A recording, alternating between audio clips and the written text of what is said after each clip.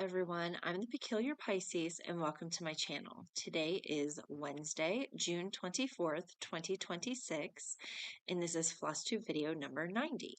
I'm back with my update. It's been 2 weeks since I got to update because I went on a big family road trip last week, and so I'm back to show you what I did get to work on before we left, what I got to work on while we were on the road, and what I've gotten to work on since we've been back. So it seems like it's going to be a big update, but it's really not. So the last time that I filmed was June 20, no, not 20, June 10th. June 10th was the last time that I filmed. So that was 2 weeks ago on Wednesday. So I will kick straight off into things. Then I will show you one of the things that I got on the road trip, and then I will talk a little bit about the road trip because it was crazy. So I'm going to kick it right off with my cross stitches. Starting with project number 1, this is the one that I did get the most work on. And it's because, so I filmed on the 10th. I had worked on it that week on the 8th before I did the filming. So you saw where it was on the 8th, and then I spun my wheel and it came up on the 10th. No, not the 10th, the 12th. It came up on Friday, the 12th. And so I worked on it then, and then I did take it with me on the road trip. I worked on it on Sunday and Monday of the road trip, and then after that I wasn't able to work on it while I was not driving. There was a lot going on with the boat, and so I had to focus on that. So I did only get to work on it the first 2 days of the road trip. But project number 1 is the August Peridot Fairy by Mirabilia. This is the one that I have slotted in the favorite designer category for this month. What I mean by favorite designer categories is, if you're new to my channel, a lot of my projects are geared towards entering them into the county and the state fair. And so I feel that if I like a designer enough that they're considered my favorite designer, I feel like those should be fair pieces. And so when I say favorite designer category, it's very specifically the ones in that category are going to the fair. There is an exception with one of those, and that is the lavender and lace that I'm working on. And that's because when I started it, I put it on a piece of fabric that's just big enough for the piece. I think I had the intention of possibly turning it into a pillow, and therefore it would not be a fair piece. But for this month, for June, I'm working on the August Peridot Fairy. I also worked on this in February, so this is the second time this year that I am touching this piece. Now, like I said, I took it with me on the road trip, and I made a working copy, but I forgot to bring this with me, so therefore I didn't have my key. And so I could only work on a very limited number of colors when I was working on it. So here is my piece. From the last time that you saw it, I decided to go across and bring it down as I'm coming, because like this, like right here is like the halfway point, and it didn't make sense with how her dress comes down for me to just stop and do it. So I just am going the whole way over and coming down instead of how I would normally finish this quarter. So not having the key with me, I knew that this was 310 black, and at the time I had this light yellow green color on my needle, so I knew those two colors. So I worked on working on the black, I working on this yellow green and got that all finished. Now down here, I need whatever color is down through here, but I'm done with this yellow green color. There's no more that has to be done with that. So whatever color is next to fill this in, and then I think I'm pretty much done with her wings, and then it's just finishing out her dress. And then I can start the back stitching and the beading. But on Friday the 12th, when I worked on this, I went to adjust my Q-snap a little bit, and I put a hole in my fabric right like within the viewing area of the picture. The beading is going to come down, and I'm not sure yet if it's going to come where this hole is. So I immediately panicked and I got really upset, and I was like, oh no, now I can never finish this, and I'm not going to restart something that's more than 75% finished. Like that's just crazy talk. And I posted on Reddit about it, and I got a few responses to check some video tutorials. And what I think I'm going to end up doing is removing the, not the salvage edge, the serged edge. I'm going to remove the serging, and I'm going to pick out a few, because where this color, where it's torn, it's kind of like in the purpley blue green into the yellow area, and up here I can find that, the purpley, the blue green, and into the yellow. So it may not match exactly, but I think that's what I'm going to have to do. And so I'm going to have to remove the salvage edge on this side. I said it again, not the salvage edge, the serge edge on this side. No, I'm not going to be able to do it on that side because that is the salvage edge. So I'm going to have to remove the serge edge on this side and see if I can find some colors to go down. So yeah, little mishap with my beloved piece. I immediately panicked, but then I'm okay now. But after the stitching is finished, before I do the beading, I'm going to attempt the repair, and then I will work on the beading and the back stitching and all that fun stuff. So because I worked on this one on the 12th, and then again on the 14th, and then again on the 15th, I put in, oh, you know what? I only added it up for the first week.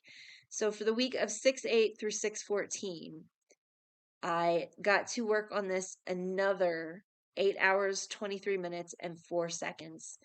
And it brought my total time for that week to 87 hours, 56 minutes, and 28 seconds.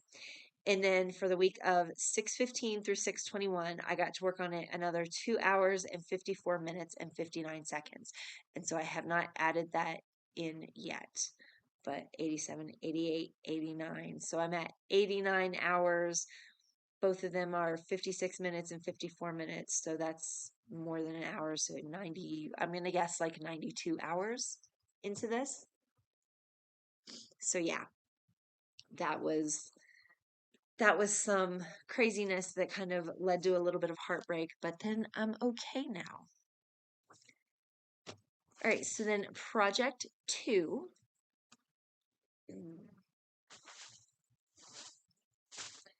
is either a sampler or a Blackwork. These are also geared specifically for the fairs. I am working on loose thread Stitchery's Orchid Blackwork pattern.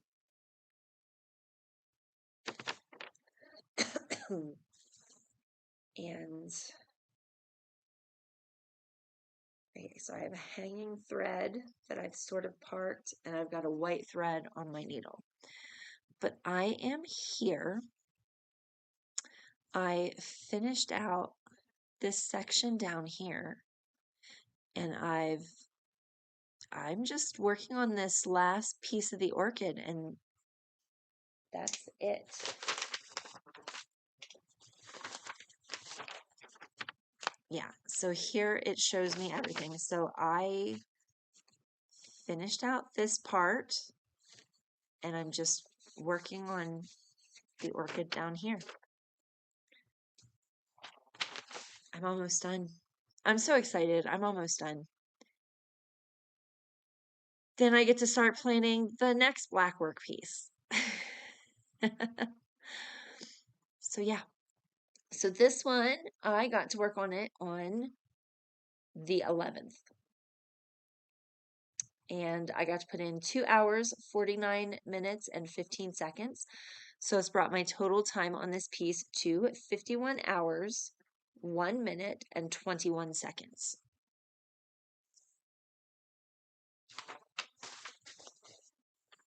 Okay, and then project 3. So this one, I didn't spin before we left.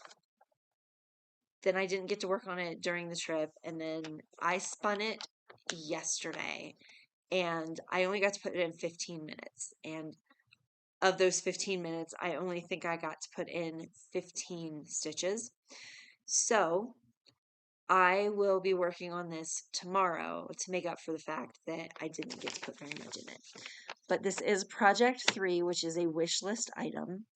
Eventually, because these are like full coverage and it's going to take years and years and years and years. Eventually, when these are finished, I will enter them into the fair just because they're so ridiculous, and I would have to enter it, but these are not specific to entering them into the fair. Just that when they're finished, I will, but that's not why I'm doing these. These are pretty much, for me, things that I want to do, things that I wish that I did or do, or, if it's a website that has like a wish list feature, like that kind of thing. So this is Waterfalls of Jade by Nene Thomas. I got this directly off of her website. Most of her artwork she has converted into cross stitch pieces, and they are full coverage pieces, and they are at the very least, this one is 88 colors. So it's a lot. It's a lot. So here is where I have been working, up in this upper left-hand corner. I initially did it like the Stitching Mommy's typewriter method, where I started and went all the way across to the end. But then I was parking everything, and all of these parked threads started giving me anxiety, and I finally had enough threads in that I am bringing it down. So this is the end of the page over here. So once I, finish this row and this end of the page, I will just continue back over here, and I will just keep bringing it down. I will finish this page, and then I will jump over here, and then I will work on this and finish this page and just work it and work it down. That is what I'm going to be doing, because the amount of parked threads on this has just given me so much anxiety. So as I said, I only got to put in like 15 stitches from the last time you saw, so you won't be able to see any sort of a difference. But because I only got to work on this for about 15 minutes, I will work on this tomorrow. I would say today, but because today is the 24th, I'm going to be working on that birthday start today. So yeah, so I will pick this back up tomorrow. Okay. And so with that, let me give you the actual statistics.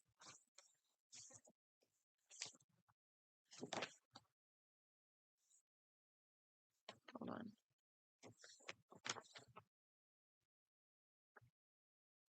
Okay, I put it in the wrong spot. All right, so I got to work 16 minutes and 56 seconds. And I got to put in 15 stitches, so I am now at 7,361 stitches out of 244,860, and I am at 3.01 All right, and then project 4.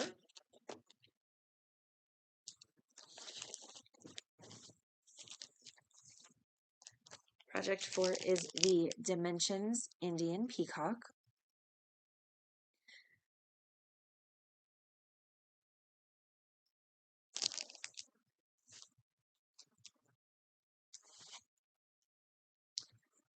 Here is where I am at.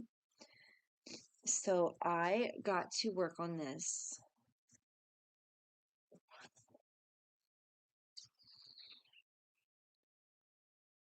I did not get to work on this after, like, when was the last time that I worked on this? That is the real question.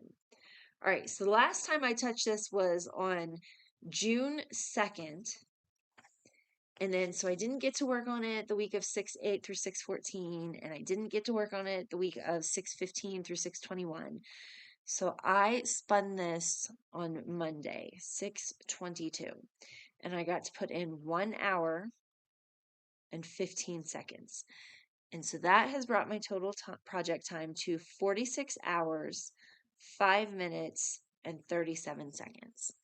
And so the last time that you saw it, I only had like about here, and so I added this stuff and I brought more of the peacock's neck down. So I am just pretty much bringing this down as it goes.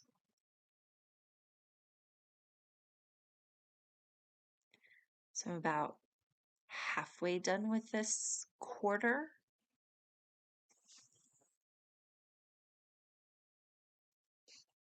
Okay, so that is my 4 regular projects and the bit that I got to work on them. Now, let's go on to the temperature projects. I did not work on any of the temperature projects for the week of the road trip, but I got to work on it June 11th, June 12th, and then June 22nd and June 23rd. So it's almost like how it would normally be in between normal updates. So on June 11th, the temperature here was 75 degrees Fahrenheit, and the 5 coincides with the monk's cloth blanket that I have been working on. So, monk's cloth, Huck weaving, Swedish weaving. You can find patterns under all 3 of those names. This particular one is monk's cloth. I am working out of this book, The Diamond Afghans. Specifically, I'm working on this one called Precious Gem. And the last time you saw it, I still had a few strings to finish out the side that I was doing. So I have since finished the bottom row. So this whole section, this whole half is finished. The bottom half. Now I have flipped it upside down.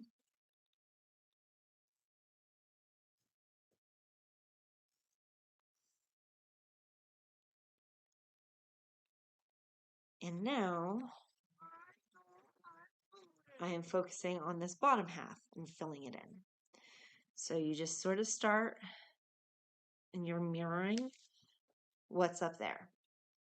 So I finished the 2 to 3 strands that I needed to finish on the other side, and I have this first strand woven in. So yay! Getting so close. Now, the county fair does not have any categories for monk's cloth. However, I have seen them have monk's cloth at the state fair. So I don't think that this one will be ready for the state fair this year, unless we have a lot of days that end in the number 5. But that's okay. Maybe next year. So close.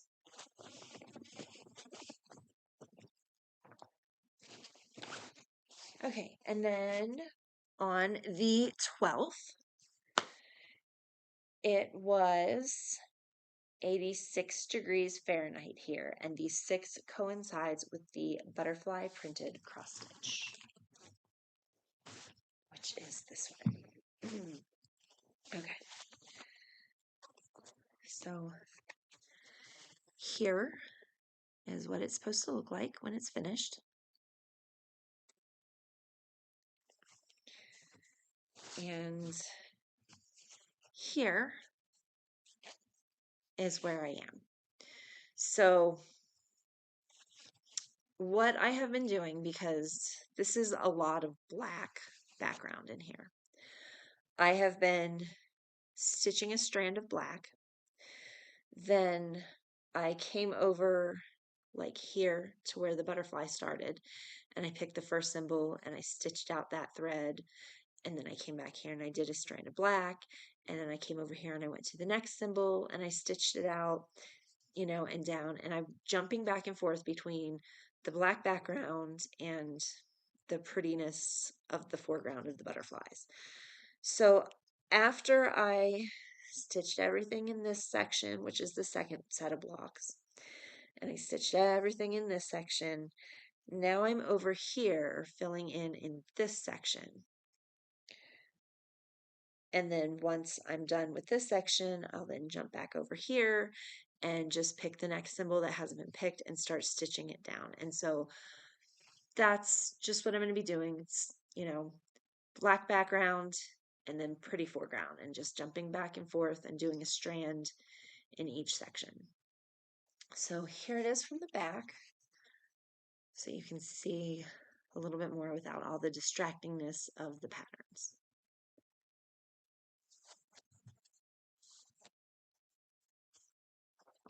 Okay. And then on the June 22nd, it was 78 degrees Fahrenheit here, and the 8 coincides with the Peacock Printed piece. And where's the picture? Here is what it's supposed to look like when it's finished.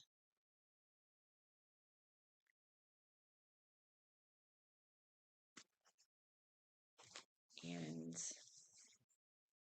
here is where I am. So kind of the same thing. I am doing a solid black background color.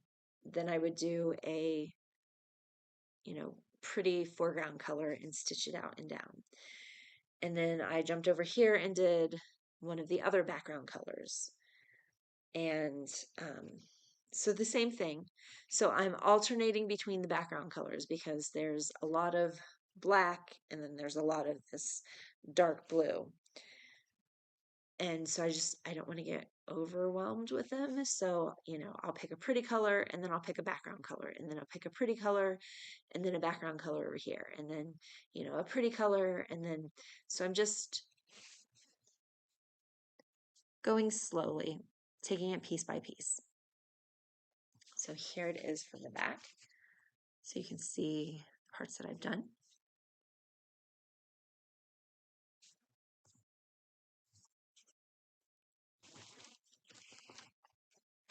Okay, and then on the 23rd, it was 82 degrees Fahrenheit here, and the 2 coincides with the purple landscape piece.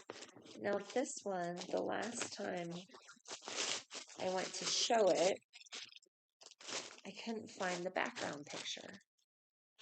So I don't know where that's at. But this is the piece that I've been working on. And I originally started it this way, up and down. And I was going to do it like the typewriter method and just go all the way across the top. But I realized, as huge as this piece is, I'm not going to be able to do it for long. So then I tried flipping it on its side, but then I had to stitch backwards from how I normally stitch. And it was very uncomfortable. So I have hence switched back to the side. And so I'm just going to do it row by row going down so that when I get further in, I can, roll this along and, keep the area that I'm working in kind of small. So with that said, I have been in this second column down, and I've been in the 40 to 50 area stitching in blocks. So if I use up the color and I can't logically jump to it, I will go ahead and cut the strings and then anchor them to where the next point is and just stitch them. So here it is from the back so that you can see a little bit better without all the distraction. And it's interesting. It's coming along, especially like down here. The colors are interesting as they're coming in. So anyway, that is the purple landscape, since it got called. All right, so that is the 4 projects that I got to work on for temperature projects. Now, during the road trip, when we were back home, so if you don't know, my husband and I purchased my grandfather's boat. My grandfather passed away 2 years ago, and in dealing with the estate, nobody had asked about the boat or nobody had intentions on the boat. So we contacted my aunt, who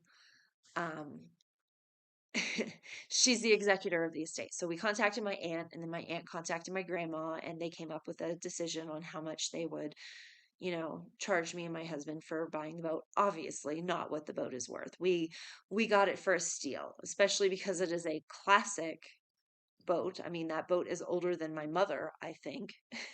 Maybe. It's either a 62 or a 64. So it's either the same age as my mom or just a little bit younger than my mom. So, very, very close, but it's a classic boat. It's an old boat. So my husband and I purchased it, and then we had to wait until school let out. And then we, as a family, drove from Colorado, where we live, all the way to Pennsylvania, Maryland, West Virginia, like right in that area. There's a spot where you can just drive through all 3 within 15 minutes. So anyway, we drove. We left on Sunday. What day was that? The 14th, I think. We left on Sunday. We got as far as, was it St. Louis? We got to Missouri the first night, and then the second night we got to LaVale, Maryland, which was where we were going to be staying because it was kind of equidistant from where my mom and grandma live in Pennsylvania, and my aunt, who is the executor of the will, lived in West Virginia. So we were kind of pretty adjacent to everything. So then that was Monday night. We got to where our destination was. On Tuesday, we ran around and got all the paperwork done for the boat. And then we were trying to meet up with a friend of mine, and then we had ended up, we were going to do it for dinner. And then like, it was craziness. It was pure craziness on this trip from the very beginning. But we ended up not meeting my friend for dinner. We ended up going to the Castleman, which is my husband's favorite restaurant in Grantsville, Maryland. It is the Castleman was originally an old hotel, and I think you can still stay there. I think.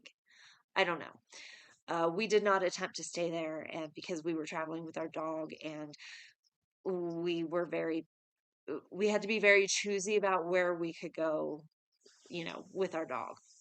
So anyway, we had lunch at the Castleman restaurant, and directly across the street from the Castleman restaurant I don't know what the building was originally. I think it was probably like an old school, but it is now, there's a thrift store in it, and then along the side is they're primarily a fabric store, but they sell cross stitch items. And when I go back to that area, I like to go to that craft store. Well, not craft store. I mean, it's a fabric store, so they also have cross stitch stuff. So um,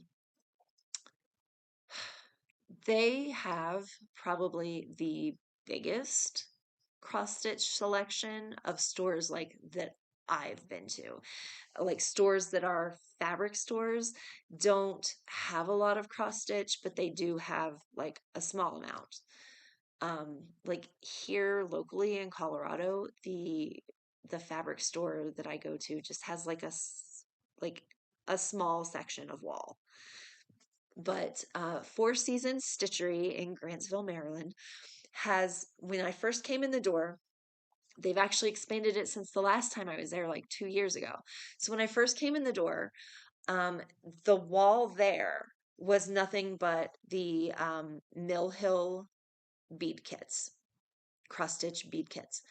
So like that whole wall was just Mill Hill.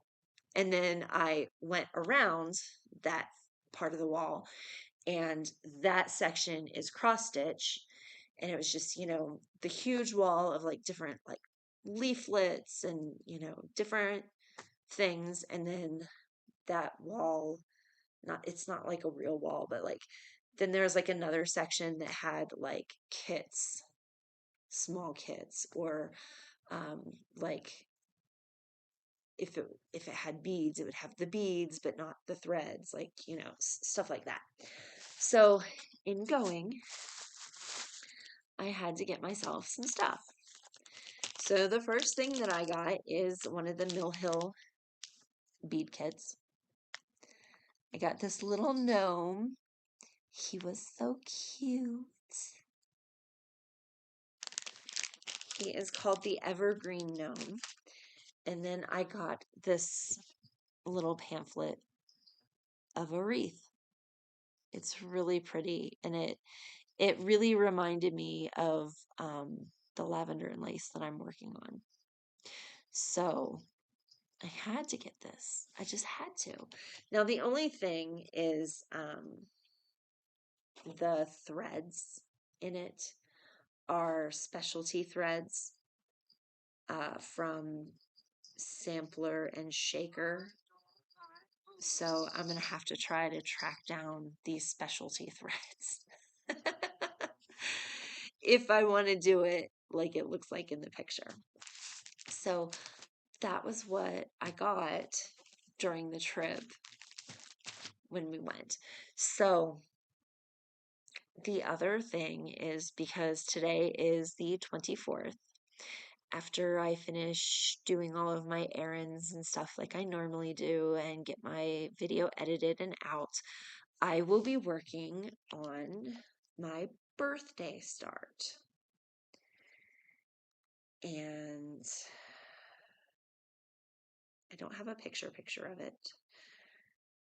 This is the mock-up in Pattern Keeper.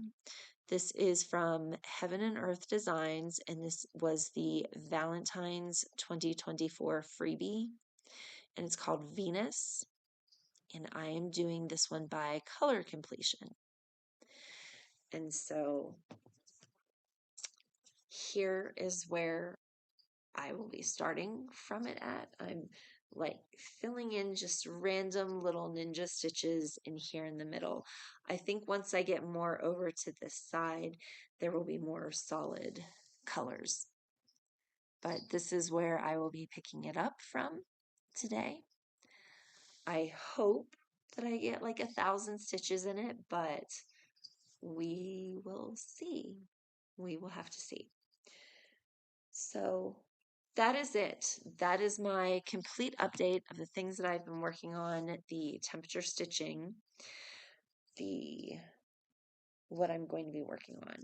So the road trip. Let me like actually get into the road trip because it was insane from the start, because we got up at 4 o'clock in the morning to be out of here by 4:30 in the morning when we left. And like an hour and a half into a trip, we hit a bird just driving. So like we were on like, it was 2 lanes on our side and 2 lanes on the other side. And there was a truck like beside us, just a little bit ahead of us. And the bird had like come up from the other side of the road and like had come down and like missed the first truck, but like just plowed into us. Fortunately, it was a little bird, but we hit a bird. We hit a bird and killed it. Then, like, it was such a long day, and my husband and I would take turns driving, and we got through. We passed through St. Louis because we got to see the arches, but we stayed just outside of St. Louis for the first night. Then, same thing. We got up at 4 o'clock in the morning to leave our hotel by 4:30 in the morning to get on the road. And for the most part, that second day of traveling wasn't too bad until we got all the way to LaVale and we were on Highway 68, and the GPS had tried to reroute us, and I was like, I don't understand why it's rerouting us. You can just take this straight to LaVale, like straight to our hotel, almost like right to the back door of the hotel. And so we did not follow the GPS, and right after that, we got stuck in traffic because a tractor trailer had caught on fire. And so we were stuck 3 miles away from our exit for like an hour and a half. And, then we got there, and my mom and my grandma and my aunt and my uncle were all like waiting for us and had been waiting for us. we were just stuck. So like then we went to dinner, like as the whole family. We went to Cracker Barrel because there is now a Cracker Barrel in LaVale, Maryland. There did not used to be when I lived back there, so there is one now. I think that Cracker Barrel was there 2 years ago when we were there, and I'm still just like, I can't believe there's a Cracker Barrel here. Like, that's just craziness. But anyway, then on Tuesday, like I said, we had to run all around to do the paperwork. We had to go to Bedford, Pennsylvania to get the paperwork done because the only person that could do it in Meyersdale, she was off that day. So, we had to drive around, and then so then, like I said, we ended up going to the Castleman for lunch, which is up in Grantsville, Maryland. And then we went back through Myersdale and we went to the Food Lion grocery store so that I could get some flowers to put on the grave for my grandfather and my uncle and my cousin. And so then, like, we stopped and did that. And then we went down Wellersburg Mountain and through Cumberland, Maryland, to Fort Ashby, West Virginia, which is where my aunt lives. And we went to my aunt's house first, and the boat was being stored at my uncle's sister-in-law's house, which was just a mile up the road. But then we went to the boat, and then we were trying to get it uh, hooked up to our truck, and it was it was a time. In order to drive the boat back, you have to be able to lift the motor up, the boat's motor, and that don't work no more. That don't work. So we had to redneck engineer it so that it was up a safe distance from the road so that it wouldn't get damaged. And then we spent time trying to figure out how to get the motor up and down, and to realize that there's no battery in the motor for that function to even work. And so then it was we had to put air in the tires for the trailer and then get it attached, and it was just a thing. And so we ended up not going to visit my friend who was up. She lives near Johnstown, Pennsylvania, but we were like going to meet in Jennerstown at this cafe that she said had this delicious gob cake, and I really wanted the gob cake because I love gobs. If you don't know what gobs are, gobs are like it's I like it with chocolate cake, but you can also make it with pumpkin because it's good at Thanksgiving time. But you make a chocolate cake and you sort of if you don't make it like a sheet cake and then use a cookie cutter to cut out the round shapes, you can sort of put the cake down like it's a cookie or a pancake and then bake it. And then, you'll have like the knot form, circles. And then you take an icing, basically a vanilla whipped icing, in between the two pieces of cake so that it's kind of like a giant Oreo cookie, is the best way to describe it. Or you could do it with pumpkin so that it's a pumpkin cake instead. Those are the two flavors that I've primarily seen gobs in. But she was talking about this gob cake that was like 8 layers thick, and she said that it was like the best cake. And so we were going to try for that, but it got too late into the evening trying to get the boat attached to the truck. And then I said to my husband, I was like, we are not taking the boat back to the hotel, unattaching it from your truck to go to dinner, to come back, to no, it's just not happening. And it's like, unfortunately, I did not get to see my friend, but it would have been ridiculous to take the boat to Jennerstown and back, just, it was crazy. So we left we got up at 4 o'clock in the morning to be out by 4:30, to start driving with the boat. And we left LaVale to rain. Then we were driving and we started getting low on gas. So we started looking for a gas station, and we got off the highway. We found a gas station. As we were filling up with gas, we noticed that one of the tires had blown on the boat, and the other, because it's got 2 tires on each side, so the other tire was keeping that one suspended, so there was no damage to the rim.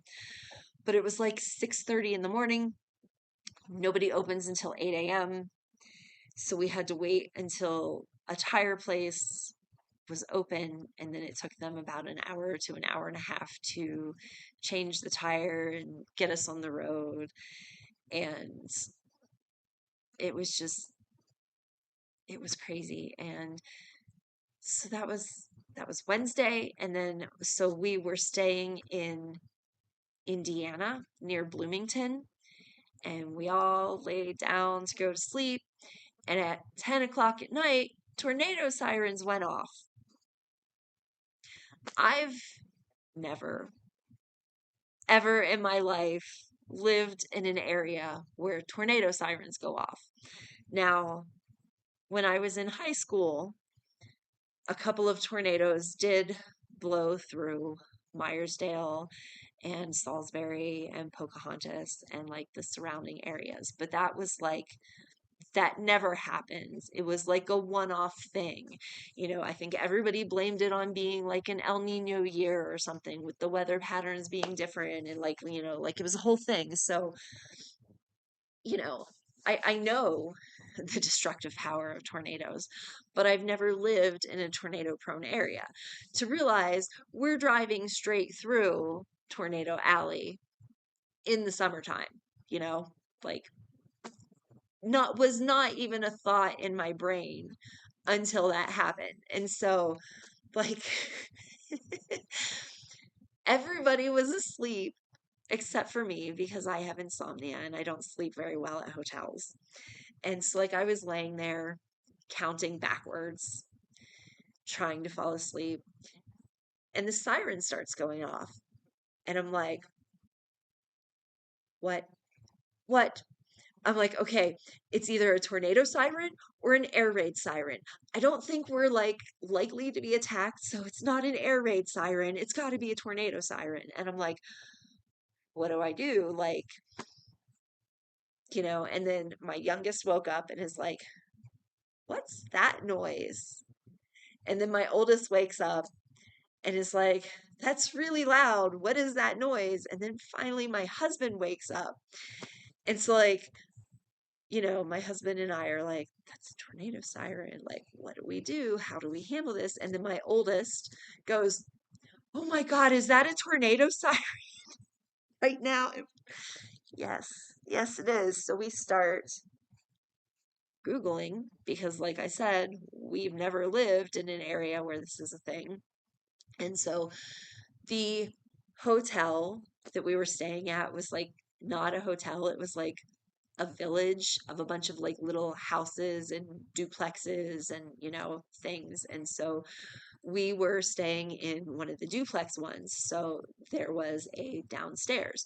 So we went downstairs and turned on the local news so that we could see what the heck was going on. And there was a interior bathroom with no windows not very far, so that we could all go hide in the bathroom if it got to it. And so we were watching the weather in the news to find out that it had skipped north of us and that there were trees down in the area, but it had basically gone around us and was heading towards Columbus, Ohio. And uh, they were saying that in our area where we were, people were out assessing damage, and so that was basically the all clear.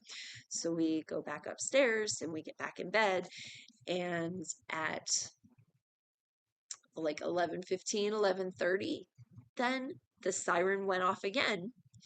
So we all went back downstairs, and we my husband, my youngest, and myself were all on the pull-out couch, and my oldest just slept on the floor. We kept saying, come on the pull out with us. And she's like, no, I'm not the dog. I'm not going to sleep at your feet, So like, so we all just slept in the living room, not even in the super comfortable beds. The beds were so comfortable and we didn't even sleep in them. So then we decided to sleep in because we didn't know about, the trees being down, how like we didn't know. So we were like giving authorities time to clean up and clear up and stuff. And my husband had decided, instead of getting back in 2 days, we would add another day to our trip. And instead of getting back Friday, we would get back on Saturday. And instead of driving 12 hours, he was going to cut it down to like 5 to 6 hours each day. So, yeah. And so we added an extra day to the trip, and then we hit another bird because my husband's truck is white. And so I don't know if they thought his truck was a cloud and just let me hit this. I don't know. I don't know what birds are thinking, but we ended up hitting two birds. Um, it was crazy. It was crazy. Then we ended up staying in Kansas the next night, and we stopped for Kansas City barbecue on our way home. Scott's Kitchen is what it was called. Oh, it was so good. The barbecue was so good. Oh, they did not have a giant potato, which is what I like when we go to barbecue places. I love getting a giant potato with brisket on top of it. Like that's my go-to barbecue meal. And Scott's Kitchen did not have the giant potato with the brisket on top. And I ended up getting a pulled pork slider, and it was so good. It like practically melted in my mouth. It was delicious. And the family sitting behind us, I think, was there in Kansas City for the World Cup. They were all wearing a yellow soccer jersey. Um, and I think we saw a couple other types of families on this drive that were here for the World Cup. Um, Further in Kansas, we saw a group um, of people that I think were also here for it. But it was, I feel like it was these.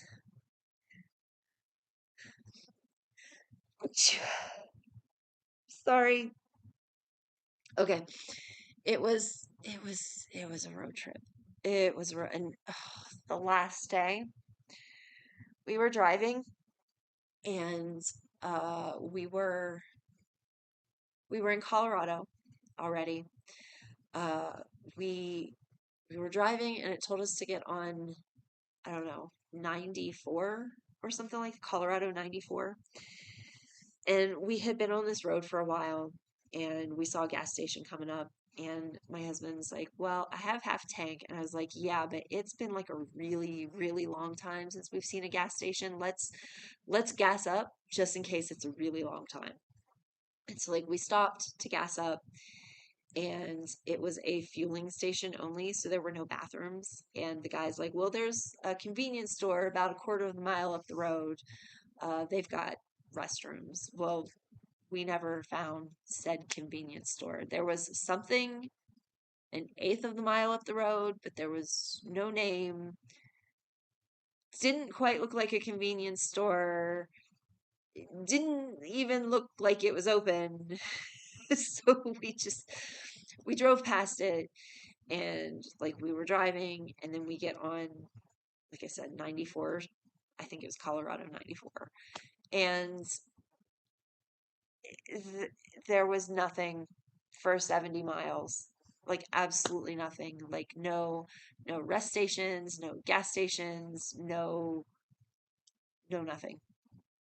And so we kept saying, "Boy, it's a good thing that we gassed up, because we totally would have run out of gas on that stretch of road." It was, yeah. And when we finally did find a restroom, like everybody needed to go. It was insane. And then we got the boat to the storage facility, and dropped it off there. And then on Tuesday, a guy came by to look at it, and so far, we have to replace the fuel tank. It had fuel in it that's at least 22 years old, and it had started rusting out, and it was sludge, and yeah, so we're gonna need a new fuel tank. I think that the starter, we need a new starter and coupler, motory talk. We need new things. The motor itself, I think, was fine. There's a piece on the motor that we're going to have to replace because the boat was not properly winterized, and there was water in part of it, and it expanded as water does when it gets cold. And yeah, so we're probably not going to get the boat out on the water this summer with the fixes that need to happen. So yeah. So that's it. That's then that's probably not even telling you everything. My mom didn't come back with us. She had a bunch of doctor's appointments that she couldn't miss, so she didn't end up coming back with us. And that's just the tip of the iceberg. There's more things that happen that I can't even think of. So, yeah, I will see everyone either next week or the week after. I'm not sure. Since it's summertime, I will try to film next week. If not, it'll be in 2 weeks. So, I will see everyone then. Bye for now.